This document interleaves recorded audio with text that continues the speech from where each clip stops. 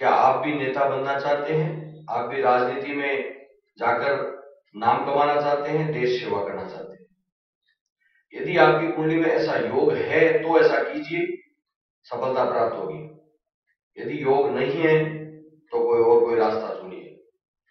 तो ज्योतिष के अंदर कौन कौन से ऐसे नियम हैं और कौन कौन से सूत्र हैं जिनके द्वारा व्यक्ति राजनीति में प्रवेश करता है और देश सेवा करता है, तो हम आज इस विषय पर चर्चा करेंगे।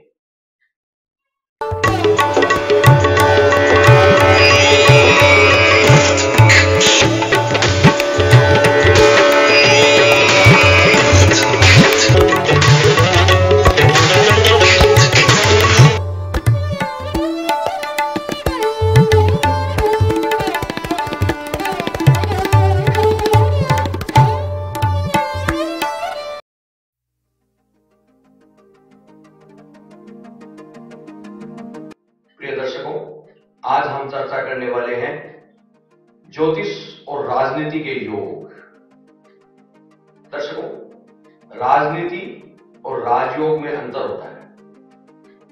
राजयोग का अर्थ होता है व्यक्ति कोई ऊंची पोस्ट, ऊंचा पद प्राप्त करे, अधिकारपूर्ण हो, बहुत से लोग उसके अंडर में काम करें, चाहे वो फैक्ट्री का मालिक हो, चाहे वो आईएएस आदि हो, ऊंचा पद प्राप्त करना, राजा की तरह जीवन जीना, ये राजयोग है।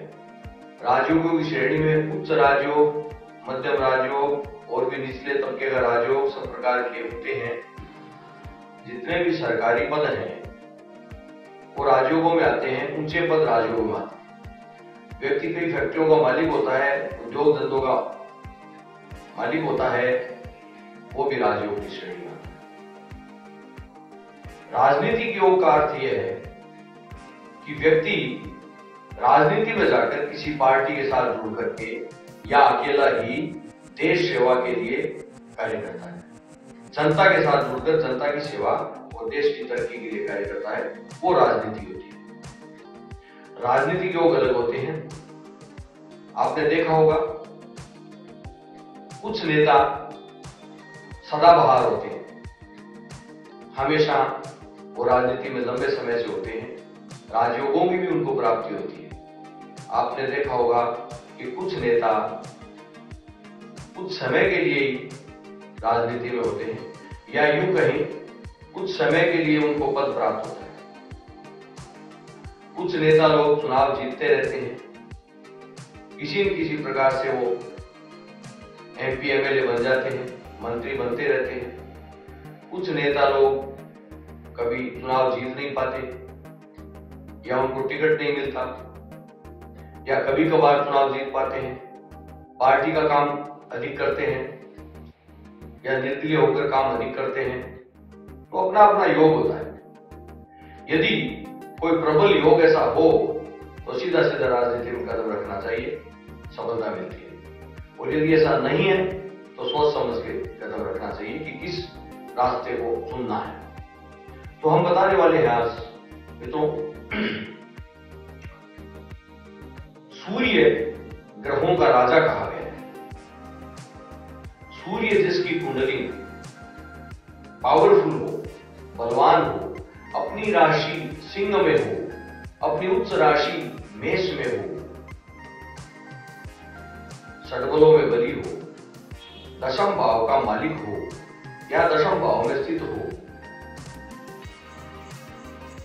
सूर्य किन किन भावों में स्थित होने से राजनीति में व्यक्ति प्रवेश करता है, ये बात है। सूर्य, शनि, राहु।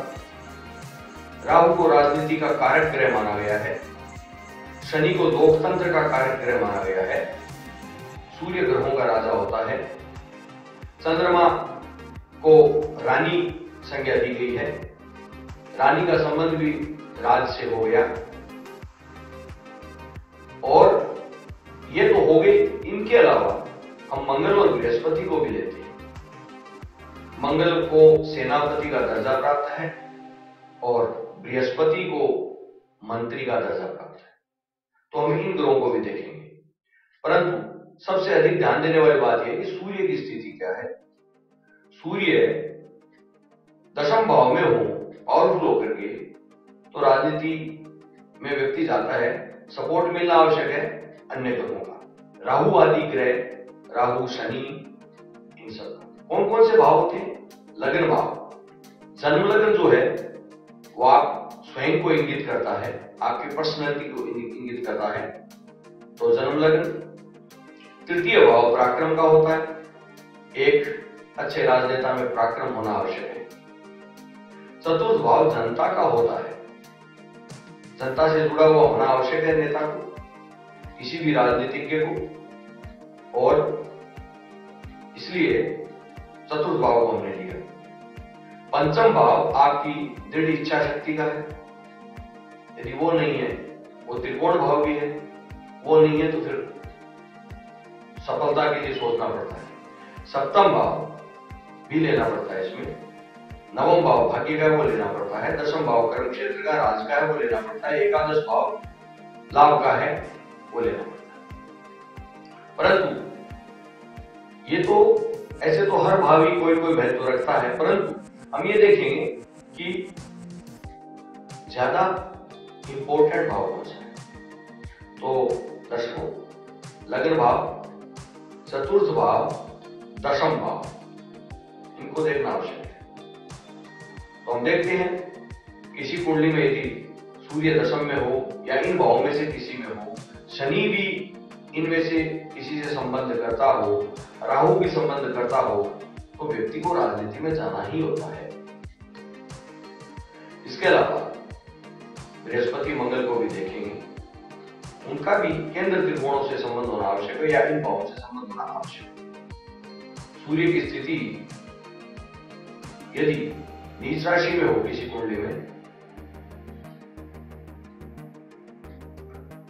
तो दर्शकों सफलता संदिग्ध हो जाती है, बार बार असफलता का सामना करना पड़ता है सूर्य की स्थिति के कारण। दर्शकों, ये कुंडली आपके सामने है वसुंधरा राजे सिंधिया की। देखिए, कर्क लग्न की कुंडली है और अधिकतर राजनीतिज्ञों का जन्म लग्न कर्क होता है। क्यों होता है?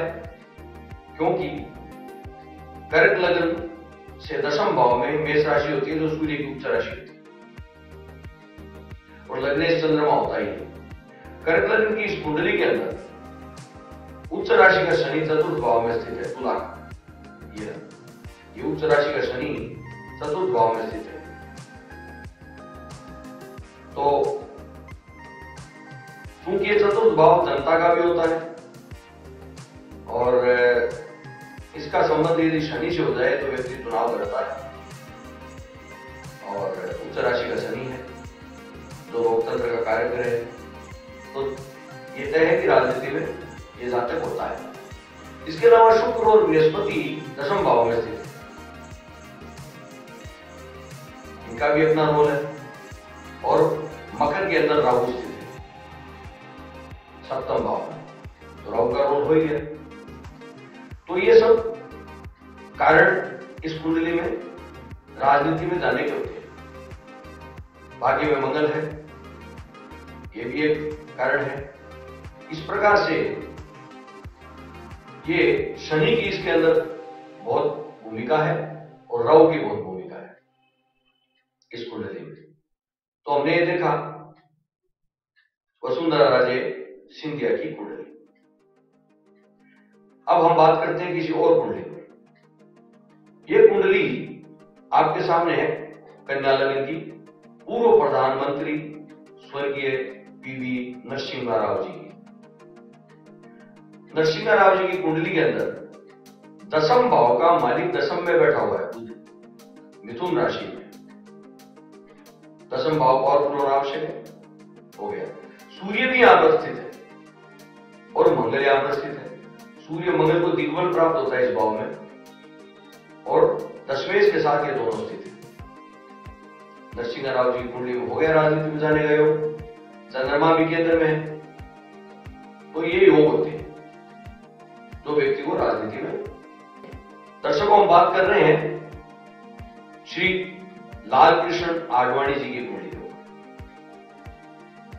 आडवाणी जी की कुंडली ये जो वृश्चिक लग्न की है, लग्न में ही शनि स्थित है। चतुर्थ भाव का स्वामी शनि लग्न में स्थित है। हो गया राजनीति में जाने गए हो। और केंद्र में सप्तम भाव में वृष राशि का राहु है, ये भी हो गया। तो इस प्रकार से ये योग होता है। यहां इस कुंडली में देखिए नीच राशि का सूर्य है, परंतु सूर्य का यहां नीच भंग राजयोग बन रहा है, क्योंकि सूर्य की उच्च राशि का स्वामी मंगल सूर्य के साथ स्थित है, इसलिए नीच भंग राजयोग बन गया। इसलिए श्री लालकृष्ण आडवाणी जी की कुंडली राजनीति का संकेत करती है। दर्शकों में एक और कुंडली पर विचार करते हैं। पूर्व प्रधानमंत्री श्रीमती स्वर्गीय इंदिरा गांधी जी की कुंडली। ये कर्क लग्न की कुंडली है, जिसमें लग्न में शनि स्थित है और मकर के अंदर चंद्रमा स्थित है, लग्नेश। और ये लग्नेश और सप्तमेश का परिवर्तन योग हो गया, और शनि भी लग्न में हो गया और चंद्रमा भी हो गया। तो राजनीति में करियर बनाने का पूरा योग इस कुंडली को। जबकि त्रिकोण भाव में सूर्य बुध है, बृहस्पति की दृष्टि इनके ऊपर है, तो ये हो गया। इसीलिए इंदिरा जी ने लंबे समय तक राज किया और राजनीति में रही। इनका करियर राजनीति में बना। ये आपके सामने है। दर्शकों में एक और कुंडली पर विचार करते हैं। चंद्रबाबू नायडू की कुंडली। ये मेष लग्न की कुंडली है। देखिए लग्न के अंदर ये 3 ग्रह इस प्रकार से स्थित है। स्व राशि अर्थात मूल त्रिकोण राशि में मंगल और उच्च राशि में सूर्य और साथ में बुध। तो ये राजनीति में आने का योग हो गया। इनका करियर राजनीति में बन गया और आज तक वो राजनीति में है और चुनाव लड़ते हैं। देखिए एकादश स्थान में राहु शनि की राशि में स्थित है। राहु का रोल खूब होता है इसमें। बिना राहु के राजनीति के नहीं होता, कहीं कहीं उसका रोल हो ही जाता है। बृहस्पति और शनि का ये जो दृष्टि संबंध है, इसको देखिए,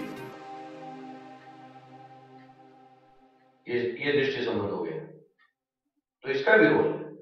और भाग्य में त्रिकोण में चंद्रमा हो गया, ये हो गया। तो इस कुंडली में मुख्य रूप से ये ग्रह जो है इनकी भूमिका अधिक है। अब हम और विचार करेंगे। दर्शकों, हम एक और कुंडली पर विचार करते हैं। पाकिस्तान की पूर्व प्रधानमंत्री बेनजीर भुट्टो की कुंडली पर। यह कुंडली धनु लग्न की है। इसमें देखिए सप्तम भाव में सूर्य और मंगल। ये भाग्य ग्रह का मालिक है सूर्य, और दूसरे त्रिकोण का मालिक है मंगल। पंचम भाव का मालिक मंगल है। ये दोनों यहां पर स्थित है और इनसे केंद्र में शनि स्थित दशम भाव में, और शनि की इन पर दृष्टि पड़ रही है, दशम दृष्टि। तो ये योग हो गया। और देखिए ये चंद्रमा एकादश भाव में, और शुक्र जिसको दैत्य गुरु कहते हैं, इनका दृष्टि संबंध है। तो ये योग, ये इन ग्रहों का इसमें महत्वपूर्ण योग है। इनका जो स्वभाव स्थान है द्वितीय, इसमें मकर राशि में रहता है। इनको स्वभावतः राजनीति में लाता है।